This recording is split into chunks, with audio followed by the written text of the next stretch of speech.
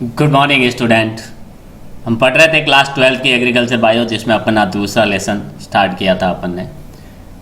और दूसरे लेसन में पिछली क्लास में अपन ने विभिन्न प्रकार के जो ट्रांसजेनिक पादपों, कृषि के क्षेत्र में जैव प्रौद्योगिकी का महत्व पढ़ा था लास्ट में अपन ने। ठीक है, आज अपन शुरू करते हैं पादप उत्तक संवर्धन परिभाषा, शब्दावली एवं विधियाँ। पादप उत्तक संवर्धन की परिभाषा, शब्दावली एवं विधियों की चर्चा करें तो सबसे पहले देखिए प्लांट टिश्यू कल्चर क्या होता है, उसकी परिभाषा देखिए। तो पादप उत्तक संवर्धन का तात्पर्य या अर्थ क्या होता है? पादप कोशिकाओं, उत्तकों तथा अंगों के कृत्रिम पोषक पदार्थों पर पात्रे संवर्धन से है। अर्थात पादप के कोशिकाओं, उत्तकों और उनके अंगों को क्या करते हैं अपन? कृत्रिम पोषक पदार्थ पर पात्रे संवर्धन का मतलब है कि पौधे से बाहर इन कोशिकाओं की वृद्धि करवाना कृत्रिम पोषक पदार्थ के देकर। ठीक है, कृत्रिम पोषक पदार्थ देकर पादप की कोशिकाओं, उत्तकों और अंगों का वृद्धि करवाना, विकास करना, वो क्या कहलाता है? हमारा पादप उत्तक संवर्धन कहलाता है। ठीक है, शब्दावली में देखिए अब कौन कौन सी शब्दावली इसमें काम आती हैं, कौन कौन सी परिभाषाएं हैं जिनको हमें याद रखना चाहिए। एक नंबर का सवाल इनसे बन सकता है। तो देखिए, पादप उत्तक संवर्धन की प्रक्रिया के तहत प्रयोग किए जाने वाले शब्द निम्नलिखित हैं। सबसे पहला है क्रतोतक। सबसे पहली चीज है क्रतोतक। संवर्धन आरंभ करने के लिए उपयोग में लाए जाने वाले पौधों से लिए गए उत्तक या अंग के काटे हुए टुकड़े को, और संवर्धन प्रारंभ करने के लिए अब पौधे का क्या करते हैं? पौधे के किसी कोशिका, उत्तक या अंग को अपन बाहर पौधे से अलग करके वृद्धि करवाते हैं। तो जो भाग अपन अलग करने के लिए क्या करना पड़ेगा? काटना पड़ेगा। तो पौधे से काटा गया टुकड़ा जिनकी वृद्धि हमें करवानी है संवर्धन आरंभ करने के लिए, ठीक है, उस टुकड़े को क्या कहते हैं अपन? उस टुकड़े को अपन क्रतोतक कहते हैं। देखिए, पौधे से लिए गए उत्तक या अंग के काटे हुए टुकड़े को अपन क्रतोतक कहते हैं। फिर कैलस किसे कहते हैं? पोष माध्यम पर क्रतोतक से प्राप्त असंगठित एवं अविभेदित ध्रुवता रहित कोशिकाओं के समूह को कैलस कहते हैं। अब क्रतोतक की वृद्धि करवाने पर क्या होता है? वहां पर क्रतोतक या कोशिका अपन ने पादप की ली है, ठीक है, तो उसको पात्रे संवर्धन करवाते हैं, उसकी वृद्धि करवाते हैं, तो उस कोशिकाओं में विभाजन होता है और कोशिकाओं का गुच्छा बनता है। तो क्रतोतक से प्राप्त असंगठित एवं अविभेदित ध्रुवता रहित कोशिकाओं के समूह को अपन कैलस कहते हैं। फिर देखिए, जीव द्रव्यक प्रोटोप्लास्ट। कोशिका झिल्ली युक्त परंतु कोशिका भित्ति रहित पादप कोशिकाओं को क्या कहते हैं? प्रोटोप्लास्ट कहते हैं। अब जीव द्रव्यक किसे कहते हैं? कोशिका झिल्ली तो जिनमें होती है लेकिन कोशिका भित्ति नहीं रहती है, ठीक है। कोशिका झिल्ली युक्त लेकिन कोशिका भित्ति रहित पादप कोशिकाओं को प्रोटोप्लास्ट कहा जाता है, ठीक है। पादप कोशिकाओं में क्या होती है? कोशिका झिल्ली और कोशिका भित्ति दोनों होती है, लेकिन ऐसी कोशिका, पादप कोशिका जिसमें क्या हो? कोशिका झिल्ली युक्त परंतु कोशिका भित्ति रही नहीं हो, ठीक है। कोशिका झिल्ली तो हो लेकिन कोशिका भित्ति ना हो। फिर है उत्तक संवर्धन। कुछ अवधि के बाद संवर्धों का पुराने पोष माध्यम से नए पोष माध्यम पर स्थानांतरण करना आवश्यक होता है, ठीक है। फिर है देखिए उप संवर्धन क्या होता है? अब जब अपन पौधे के टुकड़े को काट कर कोशिका उत्तक को लेकर पात्रे संवर्धन करवाते हैं, तो पात्रे संवर्धन होने के बाद उसको दूसरे पात्र में या संवर्धन माध्यम में स्थानांतरण करना होता है, ये जरूरी होता है। इसके लिए पुराने संवर्ध के एक अंश को नए पोष माध्यम पर स्थानांतरित किया जाता है, इसे उप संवर्धन कहते हैं। अब इसके लिए अपन क्या करते हैं? पुराने संवर्धन माध्यम में से थोड़े से भाग को क्या करते हैं? नए पोष माध्यम पर स्थानांतरित करते हैं, इसे उप संवर्धन कहते हैं, इसे उप संवर्धन कहते हैं। फिर है भ्रूण संवर्धन क्या होता है? देखिए, पादप के अर्ध विकसित तथा अथवा पूर्ण विकसित भ्रूण का संवर्धन भ्रूण संवर्धन कहलाता है। पादप की एक कोशिका ली, उसका संवर्धन करवाया, उसका विकास करवाया, तो वो क्या बन जाता है? भ्रूण बन जाता है, ठीक है। तो उस भ्रूण का अर्ध विकसित या पूर्ण विकसित भ्रूण का अपन अगर संवर्धन करते हैं तो इसे भ्रूण संवर्धन कहते हैं। भ्रूण संवर्धन के तहत परिवर्तित हो रहे बीजों से भी तरुण भ्रूण को निकालकर पोष माध्यम पर संवर्धित कर पौधों की प्राप्ति करने को भ्रूण संवर्धन कहते हैं, ठीक है। भ्रूण संवर्धन में अपन क्या कर रहे हैं? परिवर्तित हो रहे बीजों से, ठीक है, जो बीज होते हैं पौधे के अंदर, निषेचन क्रिया हो गई, ठीक है, उसके बाद बीजों का निर्माण हो रहा है, तो बीज पूरे परिपक्व नहीं हो, तो बीज के अंदर क्या होते हैं? भ्रूण होते हैं। उन बीजों से भ्रूण को निकाल कर तरुण भ्रूण, यानी जो अभी युवा है, अभी बन रहा है, भ्रूण विकसित हो रहा है, को निकाल कर पोष माध्यम पर उसको पौधे के बीज के अंदर से प्राकृतिक माध्यम से निकाल कर उसको क्या करते हैं, हमारे पोष माध्यम पर वृद्धि करवाते हैं भ्रूण को, तो इसको क्या करते हैं अपन भ्रूण संवर्धन कहते हैं। तरुण भ्रूणों का निलंबक क्षतिग्रस्त नहीं होना चाहिए। भ्रूण संवर्धन कर रहे हैं तो जो उनका निलंबक होता है वो क्षतिग्रस्त नहीं होना चाहिए, क्योंकि ये भ्रूण को जिब्रेलिनों की आपूर्ति करता है। ये क्या करता है, ये जो निलंबक होता है उससे जिब्रेलिन हार्मोन छोड़ा जाता है, ठीक है, जो पौधे की वृद्धि के लिए आवश्यक है। सर्वप्रथम हेनिंग ने रेफेनस व कालकेरिया पर कार्य करते हुए भ्रूण का पात्रीय निषेचन किया है। अंडरलाइन स्कोर इंपोर्टेंट लगा देना। सबसे पहले हेनिंग ने कौन से पौधे पर, रेफेनस व कालकेरिया क्रूसिफेरी कुल के पादप हैं, पर कार्य करते हुए भ्रूण का पात्रीय निषेचन किया था सबसे पहले, ठीक है। फिर है पराग संवर्धन। किसी भी पादप के पराग कणों को पोष माध्यम पर संवर्धित करके अगुणित पादप का निर्माण करने की क्रिया को अपन पराग संवर्धन कहते हैं। पौधे से पराग कण लिए और उससे क्या किया, निषेचन नहीं करवाया किसी स्त्री के सिर के अंडाणु के साथ या अंड कोशिका के साथ। हमने क्या किया है, पौधे से पराग कणों को लेकर पोष माध्यम पर क्या करवाई, उसकी वृद्धि करवाई और उसी से अगुणित पादप, ठीक है, अगुणित पादप प्राप्त किए हैं, ठीक है। यानी सिर्फ पराग कणों से नए पादप का निर्माण करना क्या कहलाता है, पराग संवर्धन कहलाता है। फिर विभज्योतक संवर्धन क्या होता है, शीर्षस्थ या जो कक्षस्थ विभज्योतक, विशेषकर प्रोहाग्र विभज्योतक के संवर्धन को मेरिस्टेम संवर्धन कहते हैं, ठीक है, या विभज्योतक संवर्धन कहते हैं। विभज्योतक संवर्धन का मतलब होता है ऐसी कोशिकाओं का समूह या उत्तक जो विभाजन करता है लगातार, ठीक है, उनको लेकर क्या करना, अपन संवर्धन करना, मेरिस्टेम संवर्धन या विभज्योतक संवर्धन कहलाता है। और ये विभाजन वाले भाग कहाँ पाए जाते हैं, एक तो शीर्षस्थ भाग यानी डालियों के आगे जो शाखाएं होती हैं उनके आगे, तने के आगे जो लगातार विभाजन करते हैं, जड़ें जैसे लगातार विभाजन करती, तो उनके शीर्ष भाग पर पाया जाता है। शीर्ष या कक्षस्थ भाग, शीर्षस्थ विभज्योतक क्या करते हैं, इनकी लंबाई बढ़ाते हैं, ठीक है, पौधे की लंबाई में वृद्धि करवाते हैं। और कक्षस्थ विभज्योतक क्या करते हैं, वो पौधे की मोटाई बढ़ाते हैं, ठीक है, जैसे ये है, देखिए इधर, ठीक है। तो ये ऊपर वाले भाग में जो भी कोशिकाओं का समूह होगा, उत्तक होगा, वो पौधे लगातार विभाजन करके क्या करेगा, पौधे की लंबाई बढ़ाएगा इस तरीके से।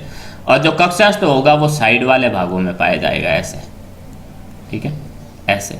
वो क्या लगातार विभाजन कर कर इन पे परत चढ़ाते जाएगा, जिससे क्या होगा कि इन पे मोटाई में वृद्धि होगी, ठीक है। तो इन विभज्योतकों को लेकर संवर्धन करवाना क्या कहलाता है, विभज्योतक संवर्धन कहलाता है। सामान्यतः प्रोहाग्र विभज्योतक का संवर्धन किया जाता है। सामान्यतः हम किसका संवर्धन करते हैं, प्रोहाग्र का, यानी प्रो के अगले भाग, तने का जो वायवीय भाग होते हैं उनका, इसे प्रोहाग्र संवर्धन कहते हैं। फिर पूर्ण सख्तता, किसी भी पादप कोशिका के संवर्धन से नए पादप बनाने की क्षमता को पूर्ण सख्तता कहते हैं। पादप कोशिका, कोई भी ऐसी पादप कोशिका हो जिसमें क्षमता है कि वो नया पादप बना सकती हैं, तो उसे अपन पूर्ण सख्तता कहते हैं। अब फिर देखिए पोषक पदार्थ, जिस पदार्थ पर पादप अंगों, उत्तकों तथा कोशिकाओं को संवर्धित करते हैं उसे पोष पदार्थ या संवर्धन पदार्थ कहते हैं। अब पादप कोशिका, उत्तक, अंग को लेकर अपन जिस पदार्थ में रखते हैं, जिस पोषक पदार्थ में रखते हैं, जिस पदार्थ में रखकर उनकी वृद्धि करवाई जाती है उसे क्या कहते हैं, अपन पोष पदार्थ या संवर्धन पदार्थ कहते हैं। अब अंडरलाइन करते रहना अपने, अगर बुक है पास में, नहीं तो लिखते रहना कि पोष पदार्थ को जर्महीन करने के लिए 15 psi पौंड प्रति वर्ग इंच दाब 121 डिग्री ताप पर ऑटोक्लेव करते हैं। ये इनको जर्म रहित यानी रोगाणु रहित, जीवाणु रहित करने के लिए। साधारणतः ऑटोक्लेव करने के पहले पोष पदार्थ को फ्लास्को या संवर्धन नलियों में वितरित कर दिया जाता है। अब ऑटोक्लेव करने के लिए अपन ऐसा नहीं है पोष पदार्थ को सीधा अंदर रख दिया, सबसे पहले इसको फ्लास्कों में या जो नलिकाएं होती उनमें डाला जाता है। सतह रोगाणु नाशित कर्तों को जर्महीन वातावरण में पोष पदार्थ पर रखा जाता है, ठीक है। फिर पात्रे तकनीक क्या होती है, पात्रे तकनीक का अर्थ होता है पौधे के अंगों, उत्तकों और कोशिकाओं को परक नली में कृत्रिम पोषक पदार्थों पर संवर्धन करना। पात्रे तकनीक क्या कहलाती है, पौधे के जो कोशिकाएं, उत्तक, अंग होते हैं उनको कृत्रिम पोषक पदार्थों पर संवर्धित करना होता है। कृत्रिम पोषक पदार्थों पर संवर्धित करना यानी विकास करवाना, कृत्रिम पोषक पदार्थ देके उनको विकसित करना।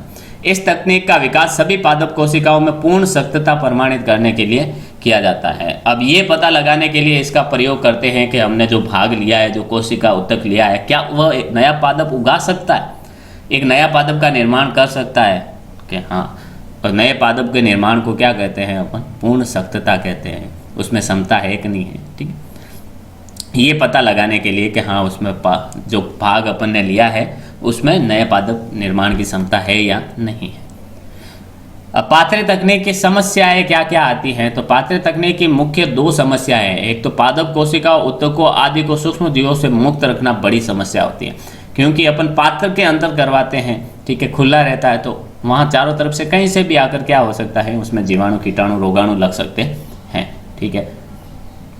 तो सूक्ष्म जीवों से मुक्त रखना सबसे बड़ी प्रॉब्लम है, समस्या है। और कोशिकाओं और ऊतकों में वांछित वृद्धि करवाना, जैसी वृद्धि हम चाहते हैं वैसी वृद्धि करवाना, ये भी एक बहुत बड़ी समस्या है, ठीक है। उपयुक्त समस्याओं के समाधान के लिए निम्न बातों का ध्यान रखना चाहिए। इन सब के समाधान के लिए हमें निम्न बातों का ध्यान रखना चाहिए। कौन सी बातें? पहला है सतह रोगाणुनाशन, ठीक है। इसमें क्या करते हैं, पौधे के जिस भाग को संवर्धन के लिए पोषक पदार्थ पर रखा जाता है उसे कर्तोतक कहते हैं। अपन को पता है कि जिस भाग का अपन को संवर्धन करवाना है, वृद्धि करवाना है, उसको पोषक पदार्थ पर रखते हैं, उसको अपन कर्तोतक कहते हैं। कर्तोतक की सतह पर अनेक कवकों के बीजाणु, बैक्टीरिया उपस्थित हो सकते हैं। अब इन कवकों को अपन ने पौधों से काटा है, ठीक है, कर्तोतक को पौधे से अलग किया, तो इसकी सतह पर कई सारे बीजाणु, बैक्टीरिया हो सकते हैं। उपयुक्त उपचार द्वारा कर्तोतक की सतह को इन सूक्ष्म जीवों से मुक्त करना सतह रोगाणुनाशन कहते हैं। उपयुक्त उपचार कर यानी कोई दवाई या कोई घोल में डुबो कर इनको क्या करना, इन सूक्ष्म जीवों से मुक्त करना क्या कहलाता है, सतह रोगाणुनाशन। अब इसके सतह पर कीटाणु, जीवाणु पाए जाते हैं, तो कोई घोल में डुबो कर इसको मुक्त, रोगाणु मुक्त करना, उपचार करना क्या कहलाता है, सतह रोगाणुनाशन कहलाता है, ठीक है। फिर देखिए रोगाणुनाशन। पादप ऊतक कल्चर को, पादप ऊतक कल्चरों को संदूषण से बचाना बहुत ही अनिवार्य है। यानी इनको कर्तोतक को अपन ने देखे सतह रोगाणुनाशन तो कर दिया कि हाँ फ्री कर दिया, लेकिन जब तक ये विकास होता है तब तक इसमें बाहर से कहीं भी कोई भी जीवाणु आ सकता है, तो इसको बचा के रखना बहुत ही जरूरी होता है और अनिवार्य होता है। इसके लिए सभी संवर्धन पात्रों, पोषक पदार्थों, उपकरणों को आदि को क्या करते हैं, सूक्ष्म जीवों से मुक्त करते हैं। इसलिए जो भी पदार्थ है, पात्र हैं, उन सबको क्या करते हैं अपन, उपचार करते हैं, उनको सूक्ष्म जीवों से मुक्त करते हैं। और सूक्ष्म जीवों को निष्क्रिय करने को रोगाणुनाशन या निर्जमीकरण कहलाता है। सूक्ष्म जीवों को निष्क्रिय करना या नष्ट करना, ये प्रक्रिया को अपन रोगाणुनाशन या निर्जमीकरण कहते हैं। अब देखिए, अब अंग संवर्धन अपन कर सकते हैं, कोशिका संवर्धन कर सकते हैं, ऊतक संवर्धन कर सकते हैं। तो सबसे पहले अंग का संवर्धन कैसे करते हैं, एक अंग ही लेते हैं, एक कोशिका नहीं, एक पूरा अंग लेते हैं और उससे नया पादप कैसे विकसित कर सकते हैं। तो किसी भी पादप के विभिन्न अंगों, कौन कौन से अंग ले सकते हैं अपन, जड़, तना, पत्ती, अंडाशय, परागकोश, भ्रूणकोश आदि को पोष माध्यम पर संवर्धित करते पादपों का निर्माण करना अंग संवर्धन कहलाता है। यानी पादप का कोई अंग ले लिया, जड़, तना, पत्ती, अंडाशय, परागकोश, भ्रूणकोश, और उससे नए पादप का निर्माण करना क्या कहलाता है, अंग संवर्धन कहलाता है, ठीक है।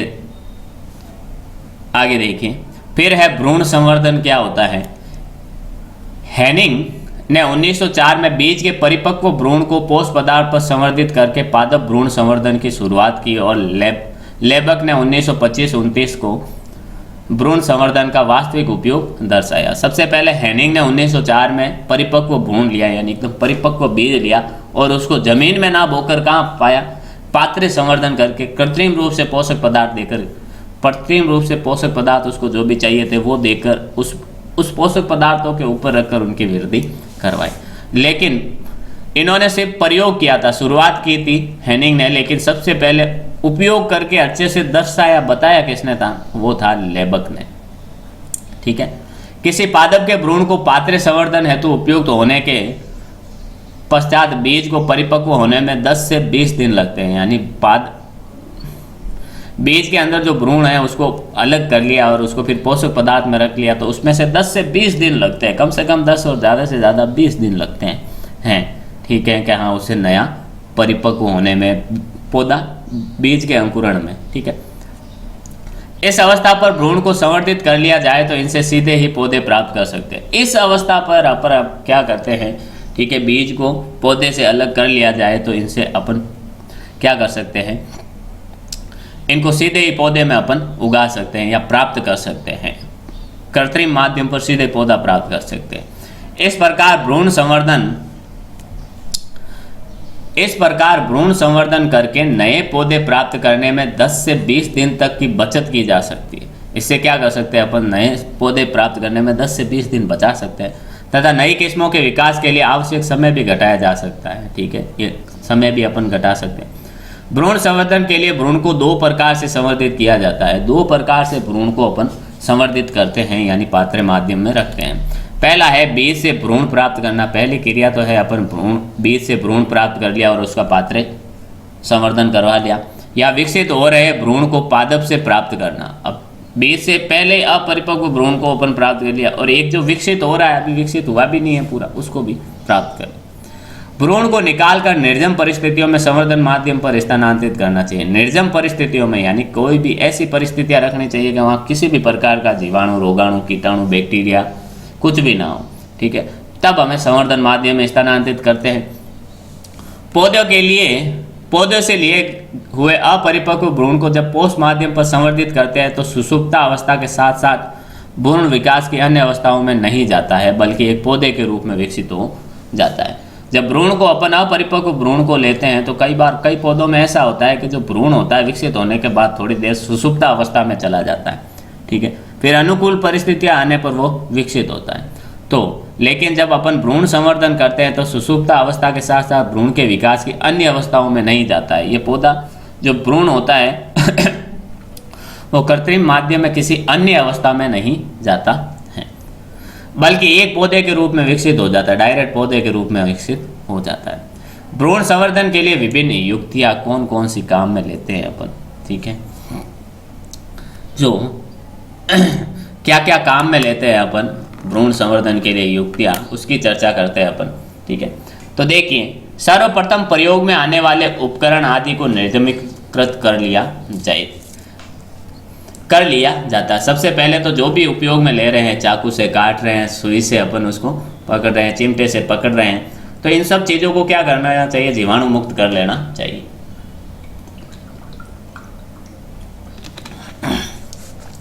अब चयनित फल की सतह को सोडियम हाइपोक्लोराइड या अल्कोहल से निर्जमीकृत कर उसे निर्जमीकृत अशुद्ध जल से धो लेना चाहिए।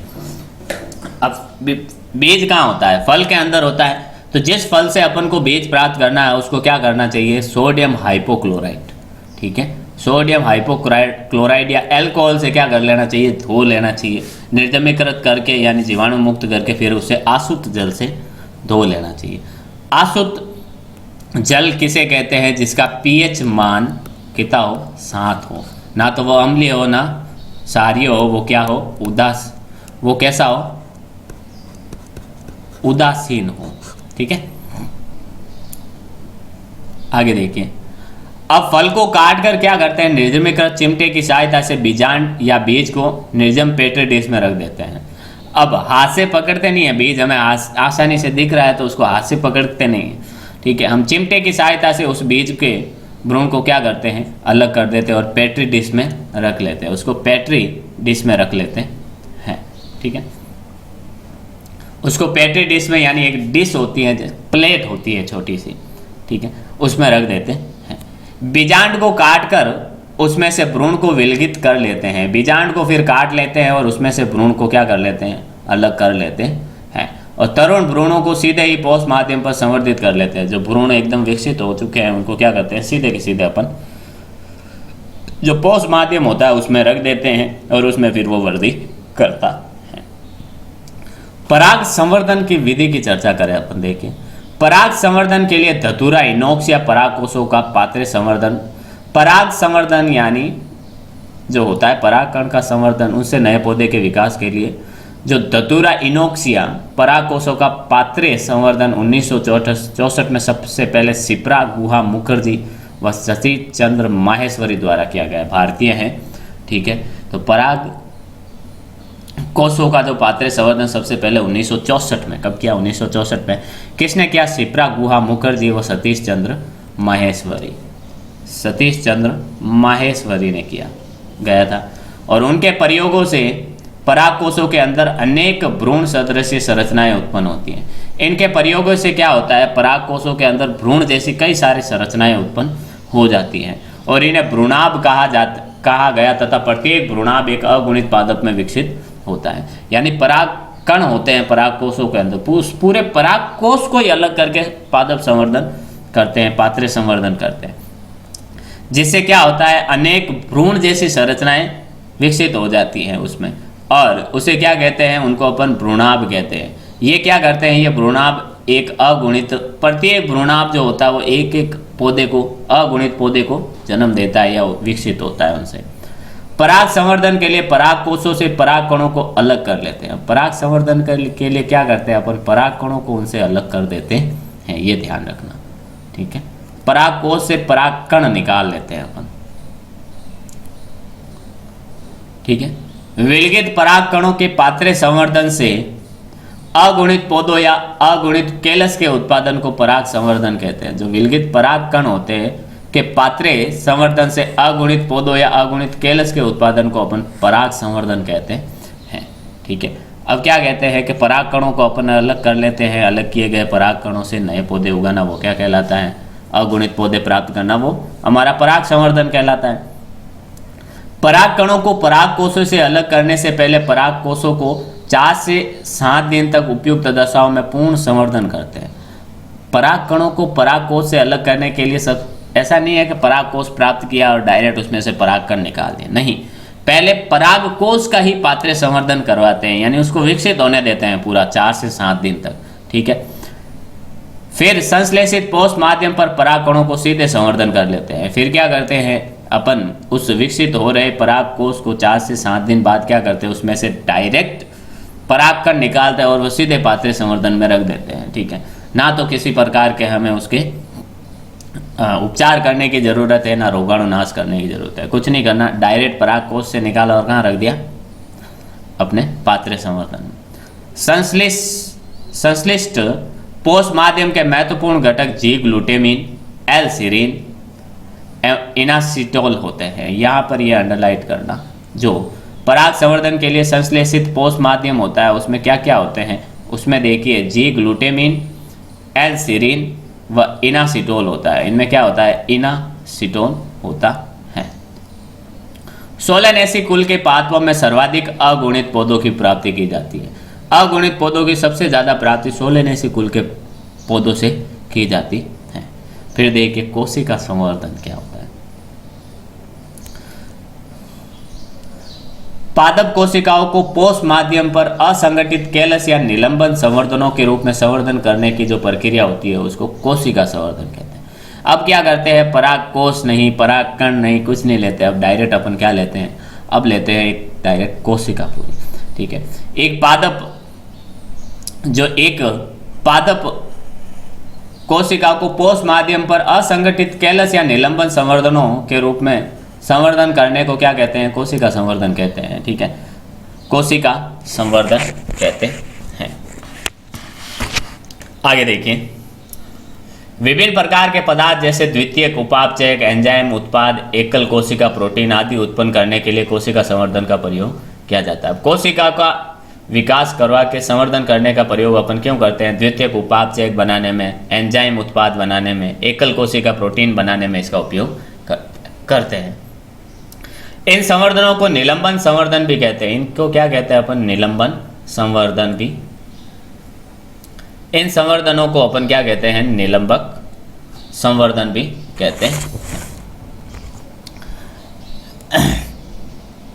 इनको निलंबन संवर्धन भी कहते हैं।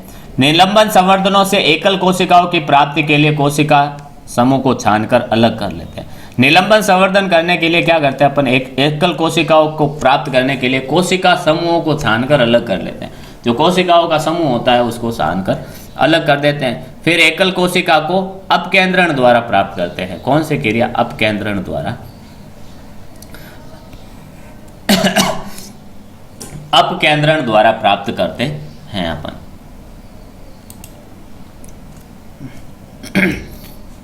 तो इंपॉर्टेंट बात है कि एक कोशिकाओं को अपकेंद्रण द्वारा प्राप्त करते हैं। पहले तो अपन कोशिकाओं के समूह को छानकर अलग कर लेते हैं और फिर अपकेंद्रण क्रिया द्वारा क्या करते हैं, उसको अलग करते हैं एकल कोशिका को। कोशिका संवर्धन के पोष माध्यमों में लगभग हमेशा ही ऑक्सीजन साधारणतः 2,4-D मिलाया जाता है। कोशिका संवर्धन के पोष माध्यम जो यानी जिस माध्यम पर, जिस पदार्थ पर अपन क्या करते हैं, कोशिका का संवर्धन करवाते हैं, उसमें हमेशा ही क्या करते हैं, ऑक्सीजन और साधारणतः 2,4-D मिलाया जाता है। साधारणतः हम क्या मिलाते हैं, 2,4-D मिलाते हैं। ठीक है, कई कई एक साइटोकाइनिन जैसे काइनेटिन या बीएपी भी मिलाते हैं, किंतु निलंबन संवर्धन में कोई साइटोकाइनिन नहीं मिला जाए।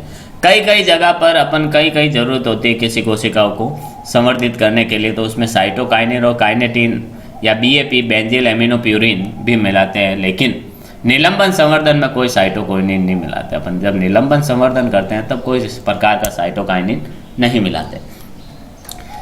अधिकतर प्रजातियों के कोशिका संवर्धन में मूलो उत्पादन होता है, किंतु कुछ पौधों में पहले प्रो का पुनर्जनन और बाद में उनमें जड़ें निकलती है। अधिकतर जो प्रजातियों का कोशिका संवर्धन अपन करते हैं उसमें सबसे पहले क्या उत्पन्न होती हैं, सबसे पहले जड़ें उत्पन्न होती हैं, जड़ें विकसित होती है सबसे पहले। किंतु कुछ पौधों में पहले प्रो का प्रजनन होता है, लेकिन कुछ एक पौधों में क्या होता है, पहले तना विकसित होता है और फिर उसमें से क्या निकलती है, जड़ें निकलती हैं। जैसे कॉफ़ी, तंबाकू, धान, गेहूँ जो में क्या होता है, पहले तना विकसित होता है और फिर क्या उनसे जड़ें निकलती हैं। ठीक है, अब पादप उत्तक संवर्धन का खेती में क्या महत्व है, ठीक है, कृषि में क्या महत्व है। तो उत्तक संवर्धन तकनीक वास्तव में कोशिका या उत्तक को अलग से निर्जम परिस्थितियों में उगाने की विधियों को कहते हैं। जो उत्तक संवर्धन अपन करते हैं, ठीक है, उस तकनीक को वास्तव में अपन क्या कहते हैं, कोशिका या उत्तक को अलग से निर्जम परिस्थितियों यानी बिना रोगाणु वाली, रोगाणु मुक्त, जीवाणु मुक्त परिस्थितियों में उगाने की विधियों को कहते हैं। ठीक है, अब कायिक प्रवर्धन, कायिक प्रवर्धन क्या होता है, इसका कृषि में महत्व कैसे होता है। तो इस विधि से कम समय में एक जैसे गुणवत्ता युक्त तो पौधे प्राप्त किए जा सकते हैं। कायिक प्रवर्धन द्वारा अपन क्या कर सकते हैं कि समय कम लगता है और कम समय में अपन एक जैसे गुण वाले पौधे प्राप्त कर सकते हैं। कायिक प्रवर्धन के लिए प्रोहाग्र या कक्षस्थ शाखा का, कायिक प्रवर्धन के लिए प्रोहाग्र या कक्षस्थ शाखा का उपयोग करते हैं। कक्षस्थ शाखा का, प्रोहाग्र यानी प्रो का सबसे आगे वाला भाग, तने का सबसे आगे वाला भाग, बाह्य भाग का सबसे आगे वाला भाग और कक्षस्थ भाग होता है, उनका अपन उपयोग करते हैं। कायिक प्रवर्धन का कई फसलों जैसे अदरक, हल्दी में उपयोग किया जाता है। कायिक प्रवर्धन का उपयोग अपन कई फसलें, हल्दी के फसल में, अदरक के फसल में उपयोग करते हैं। अब वायरस मुक्त पौधों की प्राप्ति करना, ये भी कृषि में, खेती में वायरस मुक्त पौधे प्राप्त करना, ये भी क्या होता है, अपन पादप उत्तक संवर्धन द्वारा करते हैं।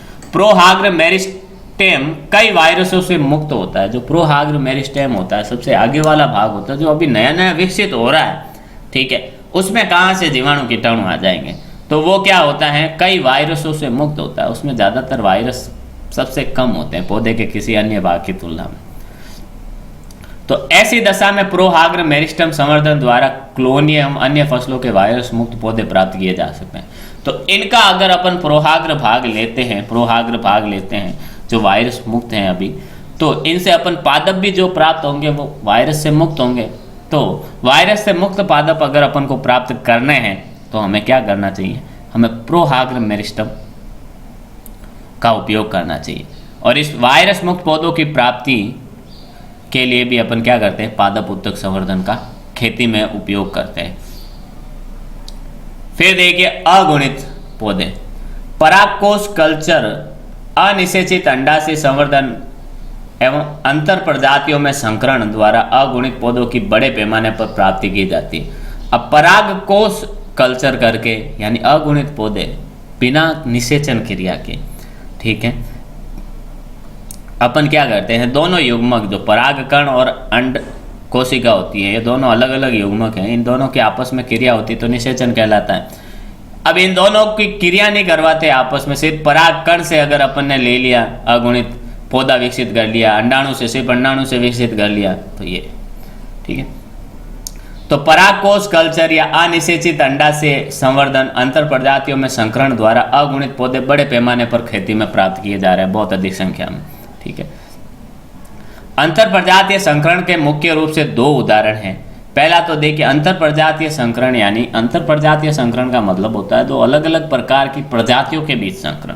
ठीक है, जौ तथा गेहूं के अगुणित पौधों की प्राप्ति के लिए इनका हार्डियम बुल्बोसम से संकरण तथा गेहूं के अगुणितों के लिए मक्का से संकरण करवाते हैं। ठीक है, अब जौ और गेहूं की जो संकर प्रजातियां प्राप्त करने के लिए हम क्या करते हैं, अगुणित पौधे प्राप्त करने के लिए जैसे इनका हार्डियम बुल्बोसम से संकरण करवाते हैं और गेहूं के अगुणितों के लिए मक्के से संकरण करवाते हैं। जौ या गेहूं का हार्डियम बुल्बोसम से संकरण करने पर प्रवर्तित हो रहे भ्रूणों में से हार्डियम बुल्बोसम के क्रोमोसोम का क्रमशः लोप हो जाता है।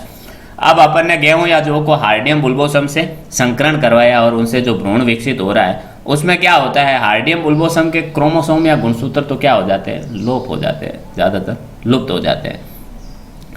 अतः इन भ्रूणों में केवल जौ या गेहूं के अगुणित क्रोमोसोम शेष बचते हैं। तो होता क्या है कि हार्डियम बुल्बोसम के तो लोप हो जाते हैं, तो पीछे बचते कौन से, सिर्फ गेहूं और जौ के, तो ये अगुणित होते हैं। ठीक है, तो इससे अपन अगुणित पौधे प्राप्त। फिर देखिए समयुग्मज लाइनें। किसी समयुग्मज लाइन को प्राप्त करने के लिए परंपरागत विधियों से लगातार स्वनिषेचित अथवा निकट अंतः प्रजनन द्वारा कम से कम 6 वर्ष लगते हैं। किसी समयुग्मज लाइन को प्राप्त करने के लिए परंपरागत जो विधियां हैं उनसे लगातार अगर स्वनिषेचन करवाते हैं तो कम से कम हमें 6 साल तो लग ही जाते हैं। ठीक है, किंतु कॉल्चिसिन द्वारा अगुणित पौधों के क्रोमोसोम 2 वर्ष में ही द्विगुणित करने पर द्विगुणित अगुणित पौधे प्राप्त हो जाते हैं। ठीक है, लेकिन कॉल्चिसिन द्वारा अगर अपन करते हैं प्रक्रिया तो हमें 6 साल नहीं लगते, 2 साल में ही हमें द्विगुणित अगुणित पादप प्राप्त हो जाते हैं, जो कि पूरी तरह से समयुग्मज होते हैं, यानी समान युग्मज होते हैं, जिसमें दोनों समयुग्मज का मतलब क्या होता है, समयुग्मज का मतलब होता है समान युग्मक वाले पादप जिनमें समान युग्मक हो। ठीक है, जैसे समयुग्मक का मतलब दोनों जीन समान हो, जैसे लंबाई का जीन टी अपन दोनों ही जीन समान, बोनेपन का जीन ये, लेकिन अगर दोनों जीन अलग अलग हो इस प्रकार से, 10वीं में आपने पढ़ा, तो वो क्या होते हैं अपन ने विषम युग्मजी कहलाते हैं। अब इस विधि का प्रजनन कार्यक्रमों में चीन, जापान, कनाडा, यूरोप आदि में उपयोग किया जा रहा है। समयुग्मज लाइनें विकसित करने के लिए चीन, जापान, कनाडा, यूरोप में उपयोग किया गया है और कई व्यापारिक किस्मों का विकास भी किया गया और इससे कई सारे व्यापारिक किस्म भी बनाए गए। फिर आगे देखिए भ्रूण का बचाव। कई जो अंतर जातीय संकरणों में भ्रूणपोष के अपआसन या जो डीजनरेशन होता है, नुकसान होता है के कारण संकरित भ्रूण जीवित नहीं बच पाते हैं। अपआसन डीजनरेशन जो होता है, ठीक है, वापस पूर्णतः उसमें विभाजन होता है तो कई भ्रूण तो मर जाते हैं, नष्ट हो जाते हैं। ऐसे संकर भ्रूणों को अपन बचाने के लिए इनका तरुण अवस्था में बीज से निकालकर पात्र कल्चर करते हैं। ठीक है, क्योंकि उनको सभी चीजें मिल नहीं पाती हैं, तो ऐसे भ्रूण को बचाने के लिए उनकी तरुण अवस्था में, यंग अवस्था में, वो जब जवान अवस्था में विकसित हो रहे हैं तो उस अवस्था में बीज से इनको निकालकर अपन क्या करते हैं, पात्र कल्चर करते हैं और उनको भ्रूण को बचा सकते हैं। उदाहरण देखिए, जैसे ट्रिटिकेल के प्राप्ति ट्रिटिकम व सिकेल के संकरणों से होती है। ठीक है, जैसे ट्रिटिकेल की प्राप्ति अपन ट्रिटिकम व सिकेल का आपस में संकरण करवाने से करते हैं। अधिकांश ट्रिटिकम लाइनों में 2 प्रभावी जीन KR1 और KR2 उपस्थित होता है, जो सिकल से संकरण कराने पर बीजों के परिवर्तन में बाधक होते हैं। ये KR1 और KR2 होते हैं जो संकरण करवाने पर बीजों के परिवर्तन या डेवलपमेंट, विकास में क्या होते हैं, बाधक होते हैं। अतः इन अधिकांश संकर बीज काफी छोटे, सिकुड़े और निम्न अंकुरण क्षमता वाले होते हैं। तो अधिकांश जो बीज होते हैं वो क्या होते हैं, विकसित होने के बाद इनके जो बीज होते हैं वो बहुत ही छोटे होते हैं। ठीक है, सिकुड़े हुए होते हैं और निम्न अंकुरण यानी अंकुरण की क्षमता उनमें बहुत कम पाई जाती है। इसके साथ ही परागण किए गए फूलों में से केवल 10 से 15% में बीज बनते हैं। अब इन बीजों से पौधे बन भी गए तो उनमें जब परागण क्रिया होगी आपस में, तो इसके बीज बनने की संभावना भी बहुत कम रहती है। ठीक है, लेकिन परागण के 10 से 14 दिन बाद भ्रूणों को निकालकर उपयुक्त ठोस पदार्थ पर कल्चर करने पर 50 से 70% फूलों में संकर पौधे प्राप्त होते हैं। लेकिन हम अगर क्या करते हैं, उनको परागण हो गया उसके 10 से 14 दिन के अंदर अंदर अपन क्या करते हैं, उनसे भ्रूण निकाल देते हैं बीज से भ्रूण निकाल देते हैं और फिर उनको क्या करते हैं अपन पात्र संवर्धन करते हैं। तो इनसे प्राप्त जो पौधे हमें प्राप्त होते हैं इस प्रकार के भ्रूण संवर्धन से, ठीक है, तो उसमें 50 से 70% फूलों से संकर पौधे प्राप्त होते हैं, ठीक है। इसी प्रकार गेहूँ ट्रिटिकम एस्टाइवम इनटू गेहूँ और जौ के भ्रूण पोषों को कल्चर करके संकर पौधे प्राप्त कर सकते हैं। इसी प्रकार अपन गेहूँ और जौ के पौधों से भी संकर पौधे प्राप्त कर सकते हैं, ठीक है। फिर देखिए कायिक क्लोनीय विविधता। कायिक क्लोनीय विविधता के उपयोग से शकरकंद की किस्म स्कारलेट, जेरेनियम की किस्म सिग्मा व सरसों की किस्म पूसा जय किसान आदि विकसित की गई हैं, ठीक है। तो शकरकंद की स्कारलेट, जर्मेनियम की सिग्मा और सरसों की पूसा जय किसान विकसित की गई हैं कायिक क्लोनीय विविधता द्वारा, ठीक है। फिर है हाइब्रिड। हाइब्रिड इंपॉर्टेंट है, इसको ध्यान रखना क्या होता है, इसको समझते हैं अपन। हाइब्रिडों का उत्पादन एक प्रजाति के सामान्य प्रोटोप्लास्टों का दूसरे प्रजाति के केंद्रक विहीन स्वतः या जानबूझकर उत्पादित प्रोटोप्लास्ट में संलग्न करके। अब हाइब्रिड में क्या करते हैं अपन, एक प्रजाति का जो प्रोटोप्लास्ट जीव द्रव्यक होता है उसको किसी दूसरे प्रजाति के जीव द्रव्यक में मिला दिया जाता है जिसमें क्या हो, केंद्रक नहीं, जिसमें केंद्रक ना हो, ठीक है, उसमें मिलाकर अपन क्या करते हैं, उत्पादित करते हैं। इनके उपयोग से देखिए तंबाकू, पत्ता गोभी, धान, आलू, पिटूनिया आदि में कोशिका द्रव्य नरबंधिता एवं ट्राइजीन रोधिता जैसे लक्षणों का स्थानांतरित कर देते हैं। यानी जो नरबंधिता का गुण होता है, ट्राइजीन होता है, इनका स्थानांतरण अपन हाइब्रिड द्वारा कर लेते हैं। फिर देखिए हमारा जनन द्रव्य संरक्षण, आखिरी जो इस अध्याय का बिंदु है। पारंपरिक विधि में जनन द्रव्य का संरक्षण बीजों के रूप में करते हैं। परंपरागत रूप से तो अपन जनन द्रव्य का संरक्षण बीज के रूप में करते हैं, किंतु कई प्रजातियां अलैंगिक जननिक होती है और अथवा उनके बीज अल्प आयु वाले एवं बहुत कम अंकुरण क्षमता वाले होते हैं। लेकिन कई प्रजातियां ऐसी होती है तो जिनके बीज बहुत ही कम समय वाले होते हैं, कम समय तक जीवित रहते हैं और अंकुरण की क्षमता भी उनमें बहुत कम होती है। ऐसी प्रजातियों के जनन द्रव्य संग्रहों का भंडारण, हिमीकृत संरक्षण। इनका जो जनन द्रव्य सुरक्षित रखने के लिए हम क्या करते हैं, हिमीकृत संरक्षण, यानी हिमीकृत यानी बर्फ जैसे माहौल में रखते हैं। फिर मंद वृद्धि कल्चर, ऐसा माहौल बनाते, परिस्थितियां देती है जिसमें वृद्धि कम हो, ठीक है। शुष्क कायिक भ्रूण, क्योंकि वृद्धि अगर पूरी हो गई तो फिर तो वृद्धि पूर्ण गण के क्या हो जाएंगे, मर जाएंगे, तो मंद वृद्धि कल्चर में रखते हैं। शुष्क कायिक भ्रूण रखते हैं, ठीक है। कृत्रिम बीज एवं डीएनए क्लोन के रूप में किया जाता है, ठीक है। तो ये था हमारा जो दूसरा अध्याय, लेसन नंबर